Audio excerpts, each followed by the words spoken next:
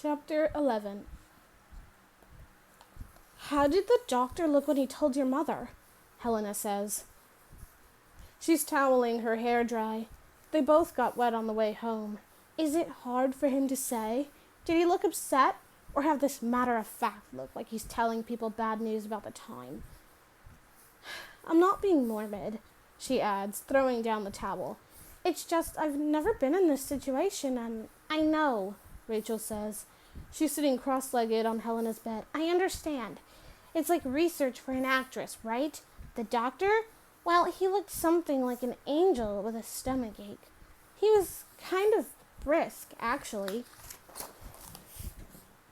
Like he just wanted to get it over with. But not in a mean way, she adds. Like this? Helena contorts her face. It's meant to be symbolic of Dr. North's feelings. Rachel wants to tell her it's good. She's got it. She's caught the element. She's caught the essence of the doctor, but she can't. Helena, that's terrible. It's just acting. There's nothing real about it. Then, seeing Helena's disappointment, she says, maybe you just won't play heavy parts. You don't have to. You're so good at comedy. Remember Countess Natasha? Last year, Helena played a fat, imperious Russian countess in a spoof theater club put on. All you had to do was give your daughter, what was her name? Olga? Helena nods. Well, all you had to do was give her a look and everybody was falling off their chairs. Rachel, an actress needs to know all stuff, a lot of stuff. It's like the thing that Coach Al just told you. I'm trying to concentrate on different kinds of experiences. Anyway, I don't just want to be funny. That's too easy. Tell me about your mother, okay? What about her? Rachel gets up and starts fiddling with some of the little jars and pots on Helena's dressing table. You know, how did she look when she was told her... She breaks off. I'm sorry, Rachel. This is ghoulish, isn't it? She comes up behind Rachel and hugs her. This whole thing was dumb of me. I was just thinking about acting. I forgot it was real for you and your mom. It's okay. Are you sure? Rachel nods. What she doesn't say is that of all her talk, it's still not real enough for her. A few minutes later, the doorbell rings. They go downstairs, and it's Mikey in a bright yellow slicker, with Lewis Allstranger in a green rubber cape, lurking behind him. Well, hello, Helena says in her best bright voice. Rachel gives her a look. Did Helena know these two were going to show up? Rachel's not sorry to see Lewis, but she hates the feeling of being thrown together with him. Besides, he looks unhappy and doesn't say anything, not even hello. So Rachel doesn't say anything else either, and silently follows Mikey and Helena, who are starting to chat away, already in the kitchen. Maybe, Rachel thinks, she and Lewis need telephone wires strung between them in order to talk. Mikey's hungry. He just got off work, so Helena makes him a cheese sandwiches on English muffins. How about you, Lewis? He shakes his head. Helena and Rachel sit on the counter, dangling their legs. Mikey tips back in a chair, and Lewis stands near the door, looking either excruciatingly bored or ready to fall asleep. Rachel watches Lewis's sleepiness and takes it personally. Lewis's smile at her at the theater? A reflex. The telephone calls? An aberration. All that funny stuff and sensitivity? Fake. So why is he here now? She knows the answer to that. Helena and Mikey cooked this whole thing up. Back to square one. Poor Rachel needs a boyfriend. Who will we get for poor Rachel, etc., etc.? She concentrates on piling up little packets of sweet and low from a jar on the counter. She tops the packets with a spoon, and then another spoon, balanced across the first one. Last week, Mr. Orso, the art teacher, gave an assembly. Art is everywhere. Art is life. Life is art.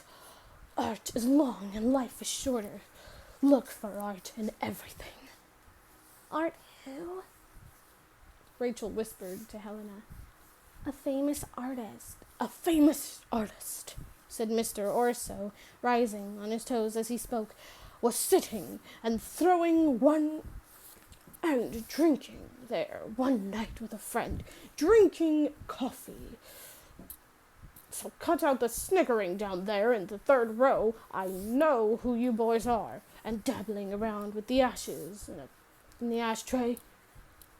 Ordinary cigarette ashes. Are you listening out there? You might learn something. Moving them this way and that. And when he got through, just dabbling with the ashes, he had made a work of art. Rachel has just made a work of art then. The Leaning Tower of Swedenlow. Or maybe Swedenlow with 2 spoons. Mikey is going to have the pilot's license by the time he graduates, Helena says. Helena nods, and Rachel nods and sneaks a look at Lewis. He's still dozing over by the door. If I can't get a job with the major airlines, I'll just get a job with one of the commuter services. I'll need to build up my resume and experience hours. Bad idea, Rachel says. Commuter services have 4 times as many accidents as the major airlines. Mikey lets the chair legs down with a thump.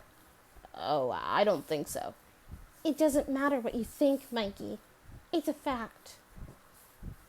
There's a little silence. Rachel's cheeks start burning. She has just said something socially inept. Helena covers for her, starts talking about the next production of the theater club. There's this one scene where they're all sitting at a table, eating, and the guests are tiptoeing past them. Mikey gathers up the crumbs of his cheese sandwich. Just don't volunteer to make the food for that scene, Helena. This is all she ever knows how to make, he says. Toasted cheese on English muffins. Every time I'm here, it's toasted cheese on English muffins. If you don't like it, Mikey, Rachel says, why don't you make your own damn sandwiches? Lewis's head jerks up. He's definitely awake now. Mikey is now watching her, probably wondering what's going to come out of her mouth next. Rachel wonders the same thing. Next time, Rachel, Mikey says, I'll take your advice. You'll make your own sandwiches? Helena says. That's progress. Yay! Rachel hops off the counter. Well, I guess I'll go. No one, she notices, begs her to stay. Helena follows her to the front door. Rach, you okay? Rachel nods. I'll call you later. Outside, she takes lots of deep breaths. It's still raining. A fine, cool drizzle. She raises her face, lets the rain cool her cheeks. Make your own damn sandwiches, Mikey. She doesn't know if she should laugh or cry. What an idiot she is. A total social idiot. She's halfway down the street when she hears behind her the sound of wet, thudding footsteps. She turns, and here comes Lewis, his green cape flying out behind him. Miss Cooper, I presume, he says, panting to a stop. So he's talking to her now. Rachel is cautious. Hi. It's raining, he says. In case you didn't notice, I thought I'd point it out. She nods her head in appreciation. I never asked you how you liked the pinafore. I did. Yeah. Yeah, it was great. First time I ever saw First time I ever saw that. My Aunt Lucy couldn't go, so she gave me her tickets. Who was with you, your grandfather? I was with my father. Oh, sorry, I thought... Everybody is apologizing to her today. My grandfather is sick, Rachel says. Terminal. Lewis stares at her, as if he doesn't know how to answer, so Rachel says it once more. My grandfather is dying. And this time, she doesn't know why. The words fall down inside her like stones.